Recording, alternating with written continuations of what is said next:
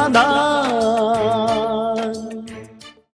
नमस्कार, आदाब, सत श्री अकाल मित्रों, स्वागत है समाधान कार्यक्रम में आप सभी का। किसी ने बहुत सुंदर बात कही है कि भगवान से बढ़कर किसी और का नाम नहीं होता, उसके सिमरन से बढ़कर दूजा कोई काम नहीं होता। दुनिया की मोहब्बत में होती है रुसवाई, लेकिन उसकी मोहब्बत में कोई बदनाम नहीं होता। इसीलिए ईश्वर की याद, उसकी मोहब्बत में तल्लीन रहना, यही समाधान आपको लगातार सिखा रहा है। और मेडिटेशन और प्रार्थना के लिए भी एक बहुत अच्छी बात कही जाती है कि प्रार्थना वो है जिसमें आप भगवान से बात करते हैं, लेकिन मेडिटेशन वो है जिसमें भगवान आपसे बात करते हैं। अब तक हम भगवान से बातें करते आए हैं, उसे अपने दुखड़े सुनाते आए हैं। अब हम मेडिटेशन की ओर बढ़ें जिसमें भगवान हमसे बातें करें, हमारी समस्याओं का निदान करें, हमारे जीवन को सुख, शांति और आनंद से परिपूर्ण कर दें। इसीलिए मेडिटेशन की लगातार हम चर्चा कर रहे हैं और चाहते हैं कि आप भी मेडिटेशन के माध्यम से परमात्मा से ऐसे जुड़ जाएं कि वो आपके जीवन में शामिल हो जाएं। आइए इसी सुंदर चर्चा को भ्राता जी के साथ आगे बढ़ाते हैं और उनका स्वागत करते हैं। भ्राता जी, आपका बहुत बहुत स्वागत। धन्यवाद। भ्राता जी, कल हम चर्चा कर रहे थे कि हम एक समाधान बैंक या सहयोग बैंक बनाएं, एक ऐसा बैंक जिसमें मेडिटेशन करके व्यक्ति अपनी शुभ भावनाएं, शुभकामनाएं हर एक व्यक्ति तक पहुंचाए। लेकिन इसके लिए आवश्यक होगा कि मेडिटेशन को व्यक्ति पहले अच्छी तरह से समझे, ताकि इसे अच्छी तरह करके इस बैंक में ज़्यादा से ज़्यादा अपने जमा का खाता बढ़ा सके। और मुझे पूर्ण विश्वास है कि लाखों लोग इस बैंक से जुड़ेंगे हमारे और अपना योग का दान, योग के द्वारा योग का दान, ये एक नया योगदान है, इसको देंगे। लेकिन जैसे आप चर्चा कर रहे थे, प्यार भगवान से बहुत बड़ी चीज है, लेकिन आज ये चीज पूरी तरह से लोप हो चुकी है। भक्तों को देखो, भगवान से कोई प्यार नहीं। मुश्किल से कोई भक्त मिलेगा जिसका श्री राम से प्यार हो या श्री कृष्ण से प्यार हो या कोई राधे से प्यार करते हैं। लेकिन जो असलियत में भगवान है निराकार, उससे प्यार का तो प्रश्न ही नहीं होता। लोग ये भी सोचते आए निराकार से प्यार कैसे करें। अब उसको साकार स्वरूप दे दिया, साकार स्वरूप इसीलिए दिए उसको। और शंकराचार्य के आने पर ये बहुत बड़ी समस्या भारत में हो गई थी, क्योंकि उन्होंने अद्वैतवाद का प्रचार किया जिसमें निराकार की मान्यता थी। अब निराकार की कैसे तो भक्ति करें, कैसे उससे प्यार करें, तो वो एक रस जो भक्ति का था वो समाप्त होने लगा। तो फिर रामानुजाचार्य ने आके उसमें संशोधन किए, परिवर्तन किए और श्री कृष्ण को सामने रखा, कुछ साकार रूप सामने रखे। तो प्यार के लिए साकार की जरूरत होती है, लेकिन जब भगवान स्वयं साकार रूप में आ जाते हैं तो हमें उनसे प्यार करना इसलिए सरल हो जाता है कि वो अपना प्यार का सागर का रूप हमें दिखाते हैं। हमें पता चलता है कि वो सचमुच प्यार का सागर है। वो कैसे हम सब आत्माओं को बहुत प्यार करता है। कोई किसी भी धर्म की हो, किसी भी जाति की हो, उसके पास तो ये भेदभाव नहीं है। तो वो अपनी पालना के द्वारा, वो अपने शब्दों के द्वारा, वो अपने व्यवहार के द्वारा, वो हमें मदद करके, वो समस्याओं में हमारे बोझ हल्के करके, हमारा सब गंदगी लेकर अपने प्यार को दर्शाता है। तो जब साकार में वो आते हैं और उसके प्यार की फीलिंग हमें होती है, तब हमारे मन में उसके लिए प्यार उमड़ता है। दूसरी चीज़ ये होती है कि उसके द्वारा सभी के जीवन बदल गए। अनेकों को ऐसा समझें कि मृत्यु से उन्होंने नया जीवन दे दिया। अनेक बिल्कुल डेड हो गए थे, जीवन में खुशी, सुख, शांति कुछ नहीं रही थी, समस्याओं से घिरा हुआ जीवन था, उन्हें मुक्त कर दिया, प्रैक्टिकल मुक्ति यहीं दे दी। ऐसे समय पर मदद की जब संसार में किसी का कोई सहारा नहीं था, उन्हें जैसे दलदल से निकाल लिया। तो ऐसे में उनसे बहुत प्यार पैदा होता है। तो जैसे जैसे हम ईश्वरीय अनुभूतियाँ करते जाएंगे, उनसे प्यार बढ़ता जाएगा। जैसे जैसे हम उनको पहचानते जाएंगे और हमें ये फीलिंग होती जाएगी वो हमसे कितना प्यार करते हैं या वो कितना सुंदर है। देखिए, मनुष्य को किसी के गुणों से प्यार हो जाता है, किसी के कर्तव्यों से प्यार हो जाता है, कोई हमें प्यार करता है तब प्यार हो जाता है। तो परमात्मा के कर्तव्य हमारे लिए कितने सुंदर हैं, कितने कल्याणकारी हैं, कितने दिव्य हैं, एक बात। दूसरा, वो स्वयं भी कितना सुंदर है। जी। उसकी सुंदरता को वही पहचान सकते हैं जो उससे योग लगाते हैं। तो वो इसीलिए उनको निराकार, शायद सत्यम शिवम सुंदरम हाँ, शायद इसीलिए हाँ, कहा इसीलिए गया है। कहा गया। और गुणों का तो सागर है, जी। तो गुणवान व्यक्ति भी सबको प्रिय लगता है। और जिसके पास अथाह गुण हो, यानी कोई कमी हो ही नहीं, जिसके ढूंढने पर भी जिसके अंदर कोई अवगुण न मिले, तो वो तो सचमुच प्यार की प्रतिमूर्ति होती है। और जब वो साकार में आते हैं तो उनके वो प्यार का स्वरूप सब देख सकते हैं। तो हम सब के मन में उनके लिए प्यार बढ़ जाता है। जैसे मैंने कहा, भक्त भी स्वार्थ से भक्ति करने लगे। जिनके पास स्वार्थ नहीं, वो नियम निभाने के लिए भक्ति करने लगे। चलो भाई हनुमान चालीसा पढ़ लेनी है, चलो भाई श्री कृष्ण है, उसके पूजा पाठ के ये विधान है, पूरे कर देने हैं। लेकिन प्यार में मगन होना, ऐसी आत्माएं शायद करोड़ों में कोई हैं तो जरूर, पर करोड़ों में कोई मिलती हैं। और प्यार का सबसे जो बड़ा इनाम मनुष्य को मिलता है, परमात्म प्यार में मनुष्य का मन स्थिर हो जाता है।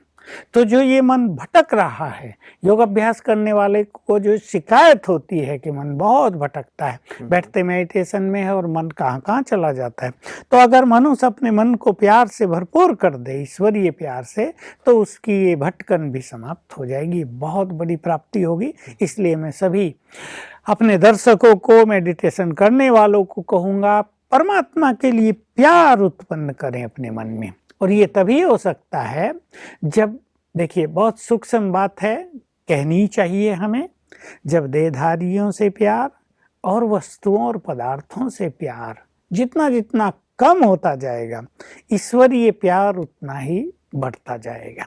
एक चीज ये बहुत इंपॉर्टेंट है। दूसरा, जैसे जैसे हम देह से न्यारापन का अनुभव करते जाएंगे, असरीरीपन, बॉडीलेसनेस की प्रैक्टिस, तो जितने हम देह से न्यारे उतने ही परमात्मा के प्यारे, वो भी हमें प्यार करेगा और हमें भी उसके लिए बहुत प्यार पैदा होगा। हम भी उनसे बात करेंगे, वो भी हमसे बात करेंगे। जब बहुत अच्छी बातें होती हैं तो भी प्यार बहुत बढ़ जाता है।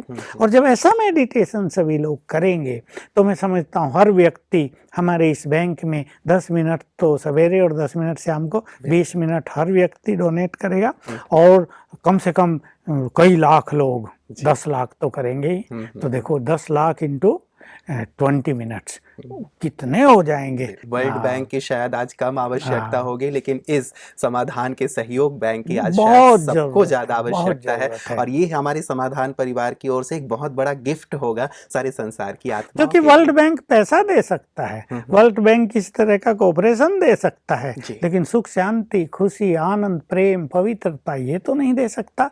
और संसार को आज इसकी ज्यादा कहीं जरूरत है, पैसे से भी। बिल्कुल, इस बात पर लोगों को विचार करना चाहिए कि धन से भी अधिक जरूरत पड़ गई है पवित्रता की, विचारों की शुद्धि की, संबंधों में अपनेपन और निस्वार्थ प्रेम की, जीवन में सुख शांति की, शक्तियों की। मनुष्य का मन निर्बल बहुत हो गया है। तो ये वास्तव में सबसे बड़े खजाने भी हैं। और अगर ऐसा बैंक हम बना देते हैं तो ये संसार के लिए एक अद्वितीय देन होगी। बिल्कुल बिल्कुल भ्राता जी, ये बैंक तो जैसे शुरुआत हो ही गई है। हमने विचार अपने दर्शकों से मांगे हैं कि इस विषय पे उनके और क्या विचार हैं, किस किस समय वो कर सकते हैं। तो बहुत सारे विचार आने वाले दिनों में हमारे पास आएंगे ही। तो अगले कुछ दिनों में हम निश्चित रूप से इसे बाकायदा सभी के सामने रखें ताकि एक साथ सभी लोग योग करेंगे। भ्राता जी, 2-3 बातें जो आपने कही हैं उनका स्पष्टीकरण थोड़ा चाहूँगा। कि आपने कहा कि जैसे परमात्मा की मोहब्बत को हम अनुभव करें, प्यार को हम अनुभव करें, और इस प्रकार आप बढ़ा सकते हैं, आपने कहा। लेकिन जैसे वो निराकार है तो ज्यादातर लोगों के साथ ये होता है कि उसके प्यार को, मदद को अनुभव नहीं कर पाते हैं। ये बड़ी शिकायत है। कुछ चीजें मनुष्य को अपनी प्रैक्टिस में लानी पड़ेगी। पहली चीज तो ये कि अगर निराकार के प्यार की और कोऑपरेशन की हमें अनुभूति करनी है तो हमें भी निराकार आत्मिक स्वरूप में स्थित होना होगा। जैसे ही हम निराकार स्वरूप में स्थित होंगे तो उसके वाइब्रेशंस, उन वाइब्रेशन से बहुत प्यार फील होगा। और भिन्न भिन्न जगह पर उन्हें उसके सहयोग की जरूरत होगी। कहीं भी देखे सहयोग तो मनुष्य को हर कदम पे आवश्यक हो सकता है। मान लो एक छोटी सी बात है, हमें जल्दी जाना है, हम बाइक पे जा रहे हैं और ट्रेन आ रही है और फाटक बंद होने वाला है, और हमें उसकी मदद मिल गई कि हम निकल गए और फाटक बंद हुआ। ये भी मदद है। जी। अगर पहले ही फाटक बंद हो जाता समझो 5 सेकंड पहले ही, तो हमें 15 मिनट वहाँ 10-15 मिनट रुकना वेट पड़ता करना था। पड़ता ये भी एक मदद हो सकती है। हर कदम पे मनुष्य को मदद की जरूरत पड़ती है। हम बाइक चला रहे हैं, स्लिप हो जाती है बाइक, हम गिरते हैं, गिर के कई लोगों की मृत्यु हो जाती है, कई लोगों को फ्रैक्चर होते हैं और कई लोगों को कुछ भी नहीं होता, गिर के फिर उठ के चल देते हैं। तो ये ईश्वरीय मदद भी होती है, अपने श्रेष्ठ भाग की पहचान भी होती है। तो निराकार स्वरूप में स्थित होकर एक तो निराकार की मदद का अनुभव किया जाएगा। दूसरा है कि वो क्योंकि साकार रूप में आए हुए हैं और अब वो साकार रूप में नहीं हैं, लेकिन ब्रह्मा के सूक्ष्म शरीर के द्वारा वो पुनः कार्यरत हैं, तो हम सूक्ष्म लोक में जाकर, ये मेडिटेशन के अलग अलग तरीके हैं कि हम फरिश्ते स्वरूप में स्थित होकर सूक्ष्म लोक में अपने को स्थित करेंगे और उनसे बातचीत करेंगे, उनके वाइब्रेशंस लेंगे, बहुत प्यार उनसे हम रास कर सकते हैं, उनसे हम खेल सकते हैं, उनके साथ हम शेयर कर सकते हैं, उनसे नाता जोड़ सकते हैं। तुम हमारे सच्चे मित्र हो, हमारे प्रियतम हो या माँ हो या बिल्कुल सखा हो, हमारे भाई हो। मेडिटेशन का एक स्वरूप है। मेडिटेशन का ये एक विशेष महत्वपूर्ण अंग है कि परमात्मा से हमारे सब संबंध हो जाएं। और कई लोग ऐसा भी सोचते हैं कि शायद परमात्मा से संबंध होने से लौकिक संबंध सारे छूट जाएंगे। बात संबंधों को छोड़ने की बिल्कुल नहीं है। बात है कि संबंधों में जो स्वार्थ और अटैचमेंट आ गया है, जो ईर्ष्या द्वेष आ गई है, बहुत कुछ निगेटिविटी आ गई है, उसको छोड़ेंगे तो लौकिक संबंधों की ओर से कोई डिस्टरबेंस मन में नहीं रहेगा और तब हमारा मन निरंतर परमात्मा की ओर खींचा रहेगा। बात यही होती है, कई लोग इसको समझ नहीं पाते, तो वो सोचते हैं शायद लौकिक को पूरी तरह छोड़ देना होता होगा। बच्चे हैं हमारे 4, उनकी हमें कोई केयर नहीं करनी, वो पढ़े ना पढ़े, उनकी मैरिज हो न हो, वो बीमार हैं तो मरे। यदि अध्यात्म के रंग में रंग रहा है तो इतना रंगता चला जाता है कि शायद वो अपने व्यापार को, अपने परिवार को दरकिनार कर देता है और वहीं चला जाता है। तो शायद इसीलिए लोग डरते भी हैं कि हम भगवान को याद करें। ये बहुत बड़ी गलती हो गई है मनुष्य से। जो लोग ज्ञान को पूरी तरह नहीं समझ पाते हैं, वो ऐसा कर बैठते हैं और ऐसा करने के बाद एक गलत संदेश दूसरे लोगों को चला जाता है। तो इसको हम समझ लें कि संबंधों में तो हमें रहना ही है, उनके साथ हमें संबंध निभाने भी हैं, लेकिन बस इतना कि जो ये निगेटिविटी संबंधों में आ गई है, जो हमारे मन को खींचती है। देखिए 2 चीजें हो गई, एक पॉजिटिव एक नेगेटिव। बच्चों से बहुत प्यार है तो मन बहुत खींचा जा रहा है। अच्छा, बच्चे गड़बड़ करने लगे तो संघर्ष हो रहा है, तो माँ बाप को नेगेटिविटी हो रही है, चिंताएं हो रही हैं, वो परेशान हो रहे हैं। लड़की अपनी माँ से बुरा व्यवहार कर रही है, अब वो उसके छोड़ भी नहीं सकती, उसके पास भी नहीं रह सकती, वो किसी से प्यार करके शादी कर रही हैं, घर छोड़ के भाग रही हैं। तो ये परेशानियां, तो जहां मनुष्य का मन खींचा चला जाए इन सब चीजों में, इस खिंचाव को हमें छोड़ना है। इसके लिए हमें जरूरत होती है ज्ञान की। ईश्वरीय ज्ञान से हम इन संबंधों में लाइट रह सकते हैं। प्यार बहुत रहेगा लेकिन हम अनासक्त भी रहेंगे, हम कर्तव्य पालन भी करेंगे लेकिन हम साक्षी भी रहेंगे। तब हमारा संपूर्ण प्यार परमात्मा की ओर जाएगा, तब उससे हमें बहुत सुंदर अनुभूतियां होंगी। इसकी बहुत जरूरत है। बिल्कुल। भ्राता जी, आप बार बार एक बात कहते हैं कि परमात्मा अभी भी साकार में आए हुए हैं, साकार में अपना कर्तव्य कर रहे हैं, जिसका अनुभव ब्रह्मा कुमार कुमारियां कर रहे हैं। तो हमारे जो दर्शक हैं वो भी ये चाहेंगे कि परमात्मा, हमारे परम पिता, जिन्हें जन्म जन्म से हम याद कर रहे हैं, पुकार रहे हैं, ढूंढ रहे हैं, वो यदि इस सृष्टि पे आके अपना कर्तव्य कर रहे हैं तो हम भी तो उनसे मिलन मनाएं, हम भी तो उनसे प्राप्ति करें। तो वो कैसे उनसे मिल सकते हैं और उनसे प्राप्तियां कर सकते हैं? बहुत बड़ी चीज है ना। गीता में सुनते आते थे, भगवान ने वचन दिया था, जब जब धर्म की ग्लानि होगी मैं आऊंगा, मैं पहले भी आया था फिर आऊंगा। तो बहुत लोग सोचते हैं धर्म की ग्लानि आज से ज्यादा बड़ी कब होगी। जहाँ धर्म की ग्लानि तो छोड़ो, धर्म रहा ही नहीं। धर्म के लोग क्या क्या कर रहे हैं, आज धर्म को बदनाम कर दिया। और वो सारी लक्षण भ्राता जी, वो जो जैसे गौ विष्ठा खाएगी, अनाज पुड़ियों में मिलेगा, आदि आदि इत्यादि हम सब देख रहे हैं। तो लोग सोचते हैं कि भगवान भगवान को आना चाहिए। क्या भगवान बहरा हो गया, अंधा हो गया, उसे धर्म ग्लानि दिख नहीं रही? हमसे बात करते हैं लोग ऐसे ऐसे कि भगवान क्या कर रहा है, बहरा हो गया है क्या, बिल्कुल उसे दिख नहीं रहा क्या, धृतराष्ट्र बन गया है क्या, आंखें बंद करके बैठ गया है क्या, आता क्यों नहीं है, उसके सब मनुष्य इतने दुखी हो रहे हैं। सुनना पड़ता है भगवान को सुनना पड़ता है। लेकिन उसने कहा मैं आ गया हूँ, अब तो मुझे पहचानो, और वो अपनी पहचान दे रहा है। तो वास्तव में सभी, क्योंकि उसकी संतान है और सभी को संपूर्ण हक है, अधिकार है उससे मिलन मनाने का। मैं तो सोचा करता हूँ, देखो प्रारंभ से मैं इंडियन फिलोसॉफी बहुत पढ़ता था, बहुत अच्छा तर्क दिया जाता था मुक्ति के बारे में, कि अगर मुक्ति कभी होती ही नहीं, अगर मुक्ति से आत्माएं लौटती नहीं, तो मुक्ति की इच्छा क्यों होती? भगवान के मिलन की भी इच्छा होती है, तो अगर मिलन कभी हुआ ही ना होता तो मिलन की इच्छा क्यों होती? लेकिन हर मनुष्य भी, नास्तिक भी चाहता है भगवान को देख लूं, तो हम नास्तिक थोड़ा ही हैं, वो दिखता नहीं, उसके बारे में कुछ पता नहीं चलता, कोई कुछ कहता है, कोई, इसलिए हम नास्तिक हैं। तो हर व्यक्ति उससे मिलना चाहता है जी। तो इससे सिद्ध है कि वो मिलता अवश्य है। तो हम यही सबको कहना चाह रहे हैं, उसके मिलन का समय चल रहा है, चल ही नहीं रहा, मैं तो कहूँगा पूरा होने जा रहा है। 77 साल से, 77 ईयर्स से उसके मिलन का आनंद अनेक ब्रह्मा कुमार कुमारियां उठा रहे हैं, उठा चुके हैं, हजारों लाखों बार उठा चुके हैं, रोज उठा रहे हैं। अब तो उसके वापस अपने धाम लौटने का समय हो गया। जैसे श्री कृष्ण के लिए दिखाया ना, उसका कार्य पूरा हुआ, अब उसको फीलिंग हुई मेरा कार्य पूरा हुआ, मुझे चलना चाहिए, और वो गया वहाँ जंगल में, वन में, उसे पता था मुझे जाना है वापस। बाकी तो कहानी बनी, भील ने उसको तीर मारा, ये तो निमित्त कारण बने। तो ऐसे ही परमात्मा के भी जाने का समय आता जा रहा है तेजी से, उसका कार्य भी इस धरा पर पूर्ण होने जा रहा है, और उसने अपनी कई आत्माओं को, अपने बच्चों को इतना योग्य बना दिया है कि उसके रहे हुए कार्य को वो बच्चे पूर्ण करेंगे। तो जिनकी भी इच्छा है, वो दर्शक हमारे, चाहे वो नॉन बीके हैं, चाहे उन्होंने ज्ञान लिया है या नहीं लिया है, या हमारी रोज की बातें सुन के वो आनंदित होते हैं, उन सब का हम आह्वान करेंगे कि एक बार अपने परम पिता से मिलन का सुख अवश्य प्राप्त करें। वो भी आपको बुला रहा है, जैसे हमने उसे बुलाया है, अब वो हमें बुला रहा है। मेरे बच्चों, मीठे बच्चों, आ जाओ मेरे पास, आ जाओ, मैं तुम्हें सत्य मार्ग दिखाऊं, मैं तुम्हारे दुख दूर करूं, मेरी शरण में आ जाओ, मुझे अपना सब कुछ सुहा कर दो, मैं तुम्हें ये दे दूंगा। तो वो हमारा आह्वान कर रहा है, और हम करते हैं अपने सभी दर्शकों का आह्वान कि आइए, और ये समय बीतने से पहले उससे अपने मिलन का परम सुख प्राप्त कीजिए। ये तो बहुत सुंदर खुला निमंत्रण है भ्राता जी इस मंच से कि हमारे सभी दर्शक आके मिलें।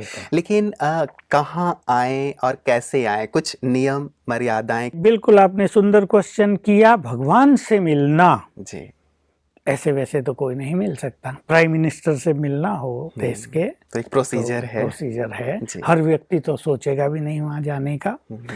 भगवान से मिलना है जो परम पवित्र है, उससे मिलने के लिए आत्माओं को अपनी प्योरिटी का लेवल तो उठाना ही पड़ेगा ऊंचा, क्योंकि अगर मन अशुद्ध है तो परमात्मा सामने खड़ा हो, उसकी भासना आत्मा को नहीं आएगी। जितने हम पवित्र हैं, हमारा खिंचाव परमात्मा की ओर, परमात्मा का खिंचाव हमारी ओर होगा ही। ये प्योरिटी इसमें मुख्य चीज है। इसलिए नियम ये है कि 1 साल तक पवित्रता का पालन किया जाए, योग अभ्यास सीखा जाए, किया जाए, खान पान को शुद्ध किया जाए, हमारे यहाँ आश्रमों पर डेली जो क्लासेज होती हैं उसको किया जाए। फिर हमारी जो निमित्त टीचर बहनें हैं वो यहाँ सब ग्रुप्स को लाती हैं माउंट आबू में, और यहीं पर परमात्मा का अवतरण होता है। वो समय निश्चित होता है, वो प्रोग्राम होता है, वो कोई कमरे में छुप कर नहीं होता, वो लाखों के बीच में होता है। सारे संसार के कम से कम 50 लाख लोग उसे देखते हैं। बिल्कुल वो सत्य है। और जब वो आते हैं चारों ओर गहन सन्नाटा छा जाता है। जब वो बोलते हैं तो प्यार की तरंगे पूरे वातावरण में छा जाती हैं।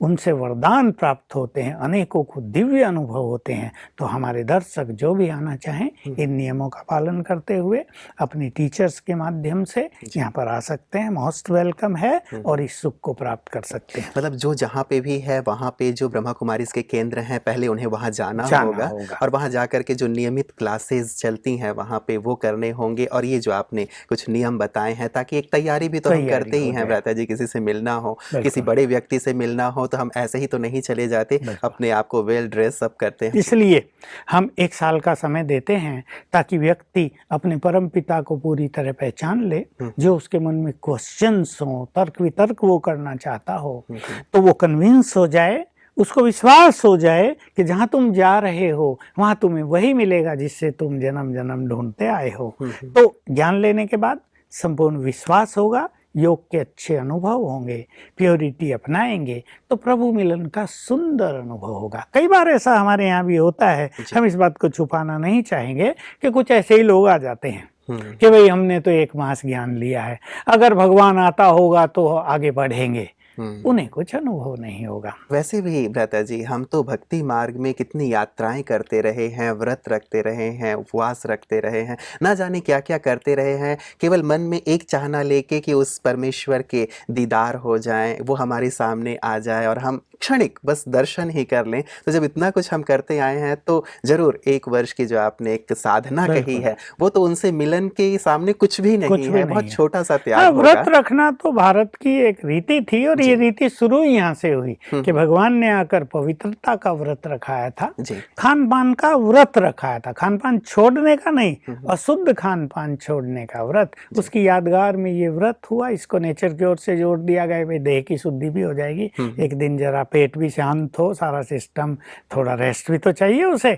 इसलिए जोड़ दिया। बाकी अगर इस व्रत को हम पवित्रता के व्रत में बदल दें तो सचमुच बहुत सुंदर अनुभूतियाँ होंगी। बिल्कुल भ्राता जी, ये तो रहा कि हम प्रभु मिलन की बात, उसके अलावा भी क्या माउंट आबू जो हेड क्वार्टर्स है वहाँ ऐसे कार्यक्रम होते हैं? मान लीजिए कि कोई विद्यालय नियमित रूप से नहीं जा पा रहा है, कहीं दूर रहता है, हमारे साथ टेलीविज़न के माध्यम से जुड़ा हुआ है, वो यदि आना चाहते हैं पहली बार किसी कार्यक्रम में, तो क्या ऐसे भी कुछ कार्यक्रम यहाँ देखिए, हमारे यहाँ ज्ञान सरोवर ऊपर कैंपस है बड़ा, academy for a better world, और नीचे हमारा शांतिवन है जहाँ हम भी बैठे हैं, और उसमें बहुत अच्छे अच्छे प्रोग्राम होते हैं, हमारी कॉन्फ्रेंसेज होती हैं, हमारे योग शिविर होते हैं 3-3 दिन के।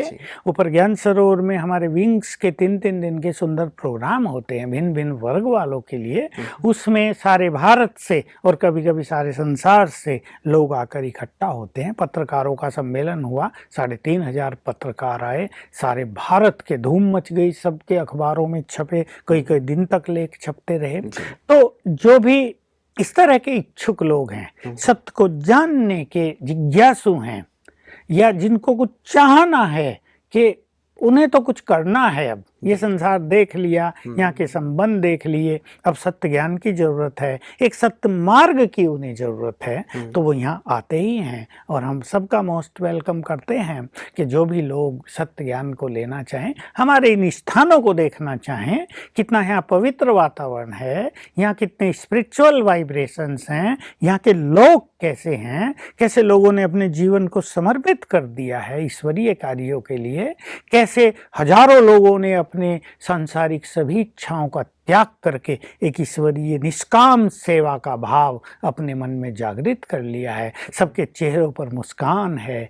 हम कहते रहे भाई साहूकार नहीं, हमारे पास तो सब साधारण लोग हैं, पर चेहरे तो चमक रहे हैं। बिना धनवान के चेहरे कैसे चमकेंगे? हम उन्हें बताते हैं कि असली धन इन्हीं के पास है। बहुत बहुत शुक्रिया भ्राता जी, आज आपने खुले दिल से सभी को निमंत्रण दिया है, दोनों के लिए, परमात्मा मिलन के लिए भी उन सबको आमंत्रित किया है, और साथ ही जो आकर के यहाँ विजिट करना चाहते हैं और इस विशाल कार्य को देखना चाहते हैं, उन्हें भी आपका आज के पूरे ही कार्यक्रम के लिए बहुत बहुत शुक्रिया।